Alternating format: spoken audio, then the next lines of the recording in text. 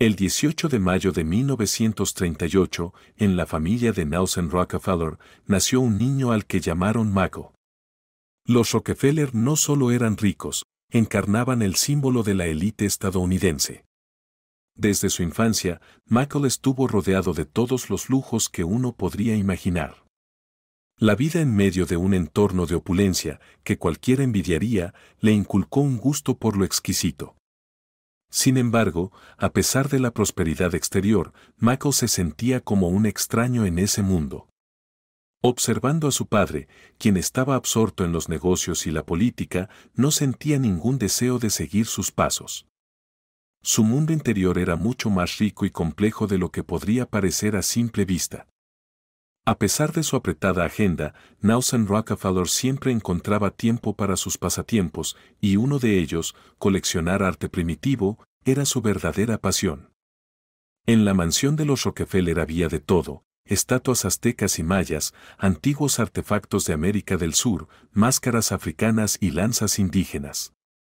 En este entorno creció Michael, absorbiendo desde pequeño el espíritu de la aventura y el interés por la exploración. Sin embargo, en lugar de continuar con el negocio de su padre, Michael sintió desde temprana edad una atracción hacia algo más profundo y significativo. Su padre, al ver el creciente interés de su hijo por el arte y la cultura, no lo presionó. Nelson comprendió que Michael no sería un empresario exitoso, pero eso no le causó decepción. Al contrario, apoyó las aspiraciones de su hijo y le dio total libertad para elegir su camino. Siendo adolescente, Michael comenzó a mostrar interés por las expediciones y las investigaciones. Leía mucho sobre civilizaciones antiguas y lo fascinaban los relatos de mundos desconocidos y pueblos que vivían alejados de la civilización moderna. En la casa de los Rockefeller había libros raros y estudios que le abrían las puertas a mundos llenos de misterios y aventuras. Esta pasión se convirtió en un verdadero escape del mundo del dinero y del poder, donde se sentía incómodo. A medida que crecía, Michael se dio cuenta cada vez más de que su verdadera vocación era la exploración del mundo. Pero sus intereses estaban lejos de ser académicos. Anhelaba la experiencia personal, quería ver con sus propios ojos lo que había leído, quería tocar los misterios de los pueblos antiguos. La vida en la familia Rockefeller le dio los recursos y las oportunidades para realizar sus ambiciones, y Michael decidió usarlos para seguir su sueño. Este primer capítulo de la vida de Michael Rockefeller muestra cómo un joven heredero de una de las familias más ricas e influyentes de América se convirtió en una persona cuyas aspiraciones estaban lejos del camino tradicional. Michael no quería riqueza ni poder, quería encontrar libertad y su propio lugar en el mundo. Cuando Michael ingresó a Harvard, su mundo interior comenzó a tomar formas definidas. Eligió estudiar historia y antropología, lo que se convirtió en algo más que un interés académico, fue una verdadera guía en su vida. Harvard, con sus infinitas oportunidades para la investigación y el estudio, se convirtió en la plataforma ideal para realizar sus ambiciones. Fue allí donde comenzó a planificar su futuro, soñando con viajar a los rincones más remotos del planeta. Durante sus estudios en Harvard, Michael conoció a Robert Gardner, un destacado director de documentales e investigador. Gardner era conocido por sus películas en las que exploraba la vida de pueblos lejanos y casi olvidados. Michael sintió de inmediato un alma gemela en Gardner, una persona que también buscaba descubrir nuevos horizontes y sumergirse en culturas inexploradas. Su encuentro fue un punto de inflexión en la vida de Michael.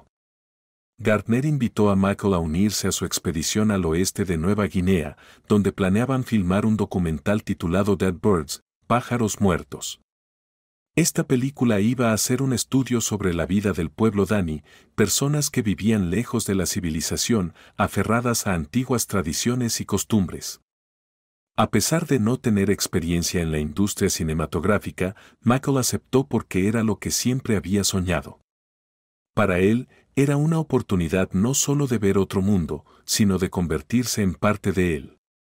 En 1961, la expedición partió hacia el oeste de Nueva Guinea. Michael trabajó como operador de sonido, lo que le permitió estar profundamente involucrado en el proceso de filmación e interactuar con la población local.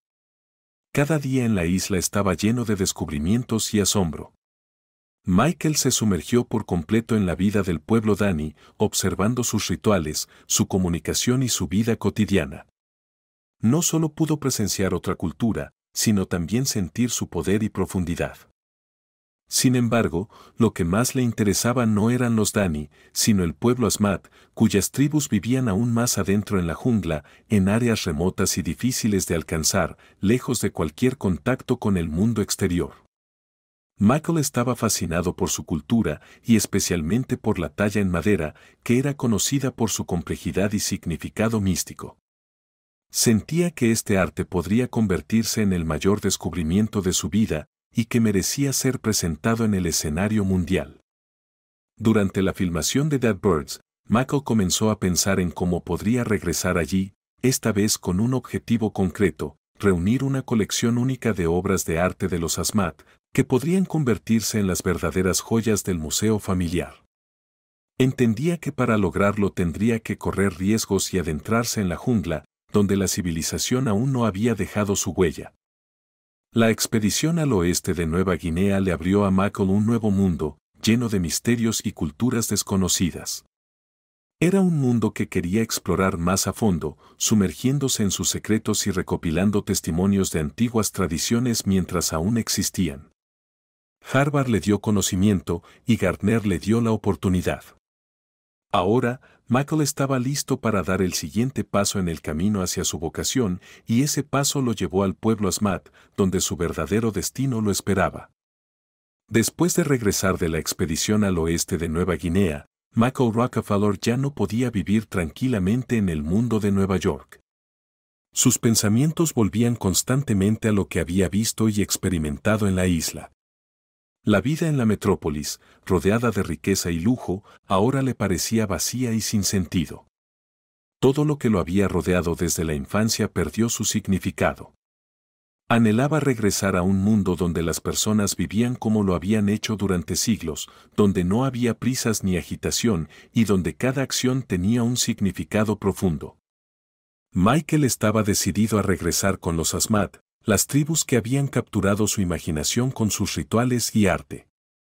Entendía que para hacerlo tendría que adentrarse en la jungla aún más que la primera vez, arriesgando su vida por el bien de su sueño. Pero Michael no tenía miedo, al contrario, estaba dispuesto a hacer cualquier cosa para obtener artefactos únicos que pudieran convertirse en una parte importante de la colección familiar. El padre de Michael, Nelson Rockefeller, vio en esto un nuevo comienzo para su hijo. Aunque no entendía completamente las aspiraciones de Michael, lo apoyó. Tal vez Nelson vio en esto una oportunidad para que Michael encontrara su propio camino, uno diferente al del heredero tradicional. Aceptó patrocinar una nueva expedición y proporcionó los fondos necesarios para organizar el viaje. Fue un gesto de confianza que Michael valoró más que nada. Michael comenzó a prepararse activamente para la expedición, recopilando información y planificando la ruta. Se puso en contacto con el antropólogo holandés René Bassin, quien tenía una gran experiencia trabajando con los pueblos de Papúa Nueva Guinea. Bassin no solo era un científico, sino también una persona capaz de enfrentar las dificultades que podían surgir en lugares tan peligrosos. Juntos empezaron a desarrollar un plan de expedición que incluía un viaje a las áreas más remotas, donde ningún europeo había puesto pie antes. Michael comprendía que lo esperaba un viaje difícil. Los Asmat eran conocidos por su aislamiento y desconfianza hacia los forasteros. Vivían en zonas de difícil acceso y ni siquiera otras tribus locales entraban en contacto con ellos con frecuencia. Esto se debía no solo a su aislamiento geográfico, sino también a sus estrictas tradiciones, que estaban impregnadas de una profunda creencia en los espíritus ancestrales y las fuerzas de la naturaleza. La talla en madera, que tanto admiraba Michael, no era simplemente un arte, sino una parte esencial de su vida espiritual. Michael sabía que, para ganarse la confianza de los Asmat, tendría que mostrar paciencia y respeto por sus tradiciones. Estudió sus costumbres y trató de entender cómo acercarse a ellos sin provocar hostilidad. Pero, a pesar de todos los preparativos, Mako sabía que este viaje estaría lleno de factores desconocidos y que su resultado no se podía prever con antelación. La expedición comenzó a finales de 1961. Michael y René Wasson partieron hacia la costa suroeste de Papúa Nueva Guinea, donde vivían los Asmat. Solo los acompañaban dos jóvenes ayudantes de las tribus locales, Leo y Saman. Fueron los únicos que aceptaron acompañarlos en este peligroso viaje. Los demás habitantes locales se negaron, advirtiendo sobre las dificultades y peligros que les esperaban en la selva. Cuando finalmente llegaron al territorio de los Asmat, Mako sintió que su sueño comenzaba a hacerse realidad. El primer encuentro con los Asmat fue mejor de lo que esperaba. La tribu los recibió, y lograron intercambiar con ellos varios artefactos. Este fue el primer paso hacia la colección que Mako había soñado. Sin embargo, comprendía que los verdaderos tesoros se encontraban más allá, en las profundidades de la selva, y que para obtenerlos se necesitaría no solo valentía, sino también suerte. Michael Rockefeller estaba dispuesto a arriesgarlo todo para alcanzar su objetivo. Creía que era aquí, entre los Asmat, donde encontraría lo que había buscado toda su vida, un verdadero sentido y propósito. Pero todavía no sospechaba qué pruebas le deparaba el destino en estas tierras salvajes y desconocidas. Después de los primeros contactos exitosos con los Asmat, Mako Rockefeller sintió que estaba al borde de grandes descubrimientos. Pero a pesar de la cálida bienvenida que le dio la tribu, sabía que los verdaderos tesoros de su cultura estaban escondidos en lo profundo de la selva, entre aquellos grupos de Asmat que vivían alejados de las rutas habituales. Estas tribus conservaban sus antiguas tradiciones en su forma original, y eran precisamente ellas las que más interesaban a Mako. Estaba decidido a adentrarse en la selva, hacia aquellas tribus que evitaban el contacto con el mundo exterior. Sin embargo, no era una tarea fácil. Los habitantes locales, que conocían bien esas áreas, se negaron a acompañarlo. Sus excusas variaban desde relatos sobre las dificultades del camino hasta advertencias sobre el peligro de encontrarse con los guerreros Asmat. Mako sabía que estas advertencias debían tomarse en serio, pero su afán por los descubrimientos superaba su miedo. En estas circunstancias, Mako decidió confiar en su instinto y en su disposición a asumir riesgos. Solo quedaban con el Wasson, así como Leo y Saman, jóvenes guías locales que aceptaron continuar a pesar de los peligros. Partieron, navegando por ríos estrechos que atravesaban densos manglares. El camino se volvía cada vez más difícil, la humedad y el calor eran insoportables, los mosquitos y otros insectos atacaban a los exploradores sin cesar, y los sonidos de la naturaleza salvaje los rodeaban, creando la sensación de un completo aislamiento de la civilización. Durante este viaje, Mako se sumergió aún más en la cultura de los Asmat. Observaba sus rituales, estudiaba sus costumbres y registraba historias contadas por los ancianos de las tribus. Pero lo más importante era que seguía buscando la oportunidad de reunir raros artefactos que, como esperaba, no serían solo piezas de museo, sino símbolos de sus propios descubrimientos y logros. Sin embargo, a medida que avanzaban más en la selva, la tensión entre los miembros de la expedición aumentaba. Leo y Saman, que inicialmente aceptaron acompañar a Mako y Wasson, comenzaron a mostrar signos de inquietud. Decían que era peligroso seguir avanzando, y que las tribus con las que podrían encontrarse podrían ser hostiles. Sus relatos sobre costumbres caníbales y rituales brutales, que aún seguían algunos grupos de los Asmat, hicieron que incluso Mako se preguntara si su empresa estaba justificada. Pero Mako estaba demasiado absorto en su objetivo. Sentía que estaba al borde de descubrir algo verdaderamente grande, algo que quedaría en la historia. Este pensamiento le daba fuerzas y confianza en que estaba haciendo lo correcto. Sin embargo, no pudo prever que pronto se enfrentaría a lo que le habían advertido. Un día, cuando la expedición se detuvo a descansar en un pequeño pueblo Asmat, Mako decidió visitar al chamán local, conocido por sus profecías. Este anciano, que vivía alejado del resto de la tribu, estaba rodeado por un aura de misterio y miedo. Muchos habitantes locales lo evitaban, creyendo que tenía el poder de predecir el futuro y provocar desgracias. Sin embargo, Mako quería saber más sobre el camino que tenían por delante y tal vez recibir consejos de alguien que conociera esta tierra y sus habitantes mejor que nadie. Cuando Mako entró en la cabaña del chamán, el anciano lo observó en silencio. Luego, de repente, cayó en silencio y comenzó a mirarlo fijamente a los ojos, como si viera algo oculto para los demás. La habitación estaba llena de un pesado silencio. El chamán dijo algo a su hija, quien inmediatamente ordenó a Mako que se fuera. Confundido y desconcertado, Mako abandonó la cabaña, pero al salir, la hija del chamán lo alcanzó y le advirtió que su padre había visto la máscara de la muerte en su rostro.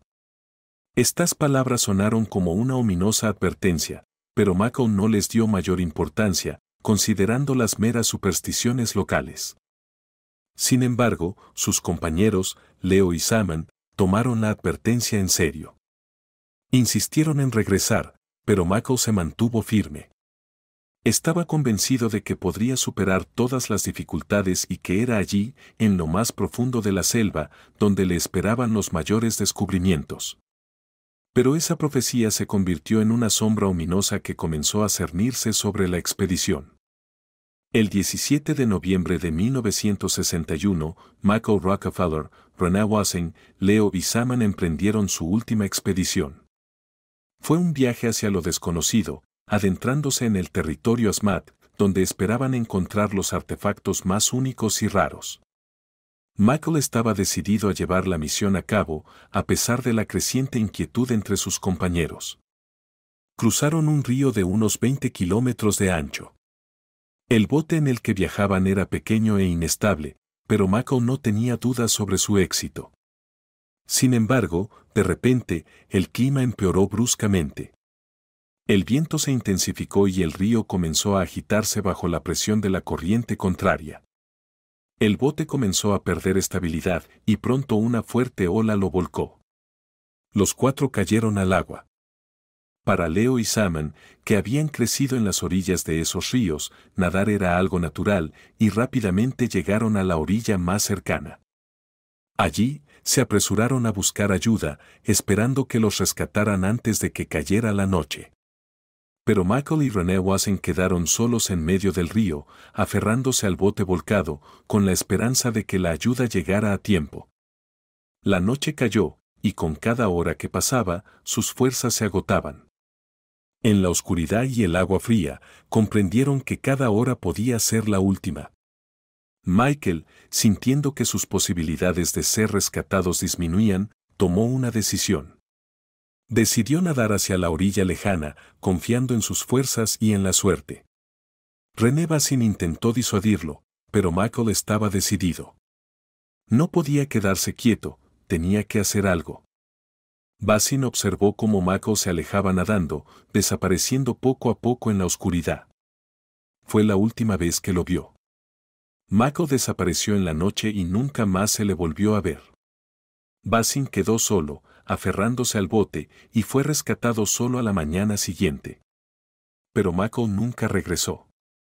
Se inició una búsqueda a gran escala en la que participaron los habitantes locales, el gobierno de los Países Bajos y la familia Rockefeller. Aviones y helicópteros peinaron la zona y los buzos buscaron el cuerpo de Michael en el río, pero todos los esfuerzos fueron en vano. Después de 2 semanas, la búsqueda fue cancelada y Michael Rockefeller fue declarado oficialmente desaparecido. La versión oficial de su muerte fue ahogamiento, pero nadie estaba completamente seguro de ello. Michael era un buen nadador y su desaparición dejó más preguntas que respuestas. Los habitantes locales comenzaron a murmurar que Michael podría haber caído en manos de los Asmat, una tribu que aún creía en antiguos rituales que incluían sacrificios humanos. Estos rumores solo aumentaron el misterio en torno a su desaparición, convirtiéndolo en una de las historias más enigmáticas del siglo XX. Así, un viaje que comenzó como una expedición para recolectar artefactos se convirtió en una historia trágica y misteriosa, llena de eventos inexplicables y profecías que se cumplieron. Michael Rockefeller, heredero de una de las familias más influyentes de Estados Unidos, desapareció en la selva, dejando para siempre su huella en la historia. La desaparición de Michael Rockefeller fue un shock para su familia y provocó una ola de preocupación y curiosidad en todo el mundo. Los Rockefeller, acostumbrados a tener control sobre todos los aspectos de sus vidas, ahora enfrentaban una situación que no podían controlar. Pusieron todos sus recursos en la búsqueda de Michael, con la esperanza de un milagro. El padre de Michael, Nelson Rockefeller, viajó personalmente a Papúa Nueva Guinea, con la esperanza de encontrar a su hijo con vida. Las operaciones de búsqueda se llevaron a cabo a una escala sin precedentes para casos similares. Aviones y helicópteros no dejaban de sobrevolar el área, peinando cada rincón de la selva y los cuerpos de agua. En tierra, grupos de soldados, cazadores y guías locales buscaron rastros de Michael, pero todos los esfuerzos fueron inútiles. Las selvas de Papúa Nueva Guinea guardaban bien sus secretos, y Michael parecía haber sido tragado por la tierra. Los funcionarios anunciaron que Michael probablemente se había ahogado al intentar llegar a la orilla.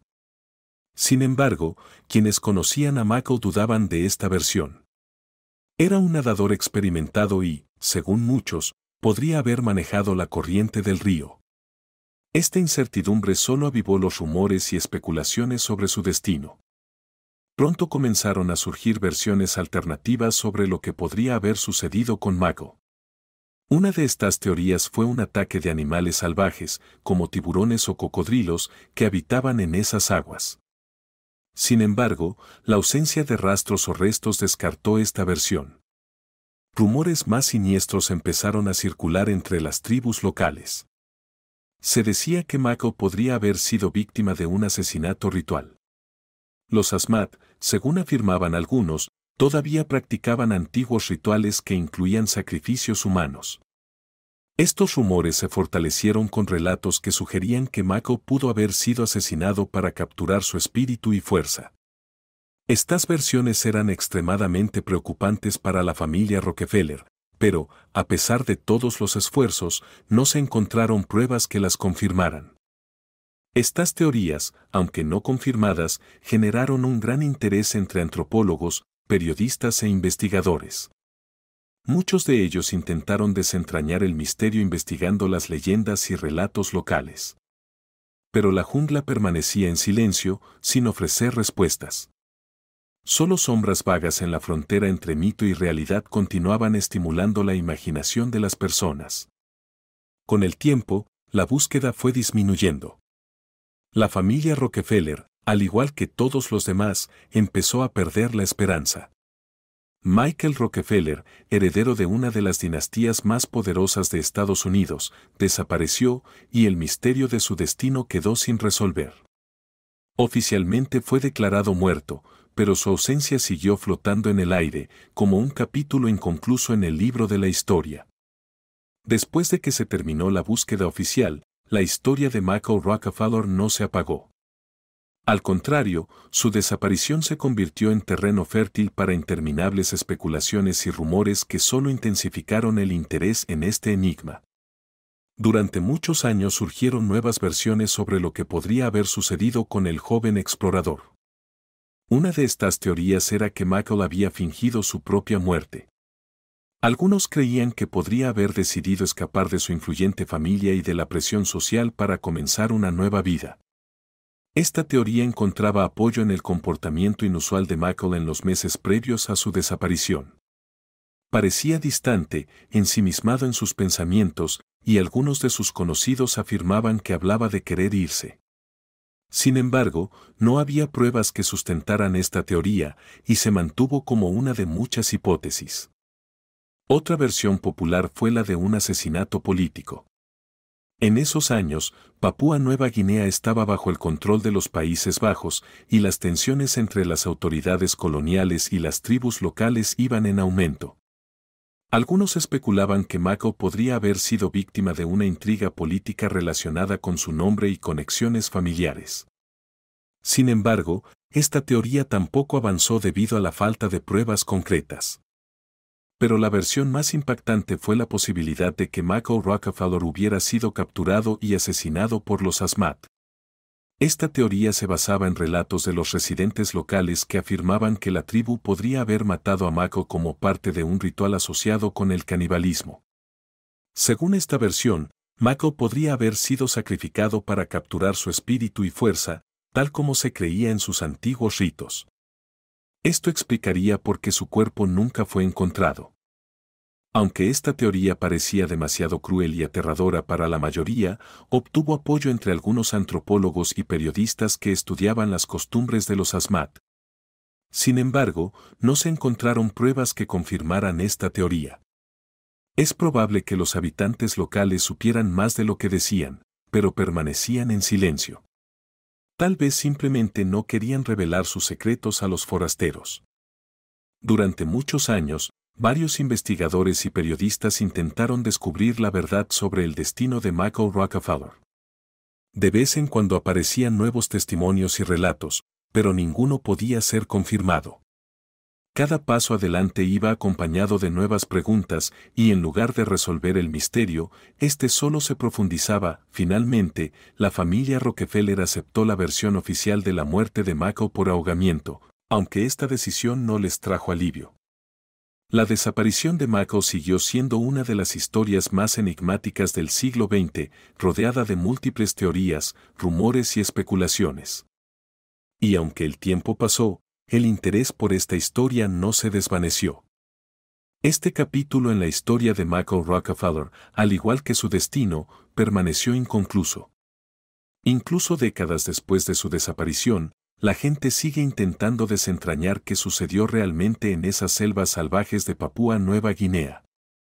Pasaron los años, pero el misterio de la desaparición de Michael Rockefeller continuó inquietando a su familia, a los investigadores y a los periodistas. Con cada década, la historia de su desaparición se rodeó de nuevas versiones y mitos que solo reforzaron el interés por esta trágica y misteriosa historia. La familia Rockefeller trató de aceptar la versión oficial del ahogamiento, pero para muchos, especialmente para los más cercanos a Mako, fue difícil de asumir. La ausencia de un cuerpo, la incertidumbre y los rumores crearon una sensación constante de incompletitud. Periódicamente, surgían nuevos testimonios y declaraciones de personas que afirmaban saber qué había ocurrido con Mako. Algunos aseguraban haberlo visto entre los Asmat años después de su desaparición, diciendo que vivía con ellos y había adoptado su cultura y costumbres. Otros hablaban de negociaciones secretas entre las autoridades locales y las tribus, intentando rescatar o devolver a Michael a cambio de riquezas. Pero todos estos testimonios eran o no confirmados o claramente dudosos. A pesar del escepticismo, muchos investigadores continuaron buscando la verdad. En las décadas de 1970 y 1980, varios antropólogos viajaron a Papúa Nueva Guinea con la intención de resolver el misterio.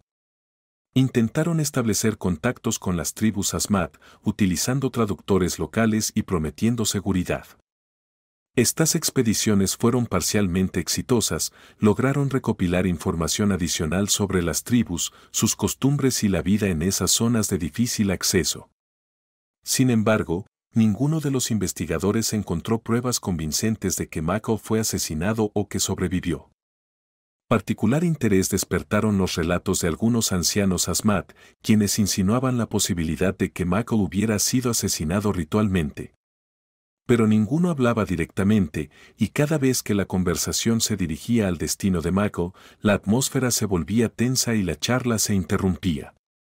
Estos episodios fortalecieron la creencia de que la tribu podría haber estado involucrada en su desaparición, pero, nuevamente, no se encontraron pruebas directas. Paralelamente a estas investigaciones, periodistas y documentalistas continuaron cubriendo la historia de Michael Rockefeller, creando películas e informes que una y otra vez reavivaban el interés por su destino. A finales de la década de 1990, se estrenó un documental que retomó todas las posibles versiones de su desaparición, incluida la teoría del asesinato ritual. Esta película causó un gran revuelo, especialmente en los círculos académicos, pero nuevamente no pudo responder a la pregunta principal: ¿qué sucedió realmente con Michael Rockefeller? Mientras tanto, la familia Rockefeller, a pesar de toda su influencia y riqueza, siguió viviendo con este doloroso misterio. Para ellos, la historia de Mako no fue solo una tragedia, sino un recordatorio constante de lo poco que incluso las personas más poderosas pueden controlar su destino. Intentaron dejar atrás esta historia, pero cada vez que el mundo les recordaba a Mako, esa herida se volvía a abrir. A principios de la década de 2000, aparecieron nuevos datos que nuevamente sacudieron a la opinión pública y llamaron la atención sobre la historia de Mako Rockefeller. Esta información provenía de uno de los investigadores que pasó varios años estudiando documentos y relatos de los habitantes locales, así como entrevistando a los ancianos Asmat. Afirmaba haber encontrado pruebas de que Mako Rockefeller fue efectivamente asesinado y devorado por la tribu Asmat en un ritual. Este investigador, un antropólogo de formación, logró obtener varias fotografías y grabaciones que, según él, confirmaban esta teoría. Las fotografías mostraban objetos rituales y escenas que, en su opinión, evidenciaban el sacrificio de Mako. Estos materiales fueron presentados como nuevas pruebas que podrían arrojar luz sobre el misterio de su desaparición. La publicación de estos materiales causó una gran sensación. Mientras que algunos los consideraron auténticos, otros los cuestionaron, señalando la falta de pruebas irrefutables y signos evidentes de falsificación. La comunidad científica se dividió entre quienes creían en la nueva versión de los hechos y quienes seguían dudando. Sin embargo, estos materiales volvieron a encender el interés por la historia de Mako Rockefeller, atrayendo la atención no solo de investigadores, sino también del público en general. A pesar de estos nuevos datos, la familia Rockefeller se negó a hacer comentarios. No querían volver a abrir viejas heridas ni remover un pasado que ya les había traído tanto dolor. Aceptaron la versión oficial de la muerte de Mako y trataron de seguir adelante, dejando atrás ese trágico capítulo de sus vidas. Para ellos, era más importante recordar a Mako tal como era, un explorador apasionado, ansioso por descubrir mundos desconocidos para la mayoría. Sin embargo, en los círculos culturales y académicos, la discusión sobre los nuevos datos no cesó. La historia de Mako Rockefeller se convirtió en uno de esos enigmas que seguían atrayendo a las personas por su irresolución. Cada persona interesada en su destino aportó algo a esta historia, intentando encontrar respuestas a preguntas que, al parecer, quedarían sin respuesta. Finalmente, a pesar de todas las nuevas teorías e hipótesis, el destino de Mako Rockefeller sigue siendo uno de los grandes misterios no resueltos del siglo XX. Esta historia simboliza no solo el deseo humano de ir más allá de su mundo y explorar lo desconocido, sino también su vulnerabilidad ante fuerzas que no se pueden controlar. Michael Rockefeller, explorador y heredero de una de las familias más poderosas de América, desapareció en las selvas de Papúa Nueva Guinea, dejando preguntas que aún no tienen respuestas.